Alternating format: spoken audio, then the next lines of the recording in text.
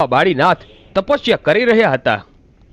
રાતના 12 વાગ્યાનો સમય બન્યો અને માતાજી આકાશ માર્ગે ઉડતા ઉડતા જાય છે। ત્યારે બાબા બાળીનાથને અંતર ધ્યાનથી જોયું કે આહાહા, આકાશમાં કોઈ દેવી જાય છે।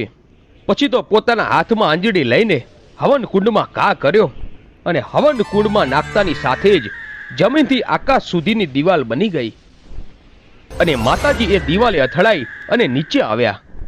બાળીનાથ જેવો તેવો બાવો નથી, પણ જુગ જુગનો જોગી હતો અને દેવીને કહે છે કે હે દેવી, કેમ અત્યારે? ત્યારે ગઢ પાવાની કાળકા વાત કરે છે કે મારે અને મનુ રાજાને વિવાદ થયો છે કે મને માથું ચડાવે એવો માણસની શોધમાં હું નીકળી છું। હે બાળીનાથ બાબા, મને માથું ચડાવે એવો માણસ કોઈ છે ખરો? અને તે દી બાબા બાળીનાથે મહાકાળી માને એટલું કીધું, હે દેવી, ઉજ્જૈન નગરીમાં રાજા વિક્રમનું રાજ ચાલે છે। એ એક જ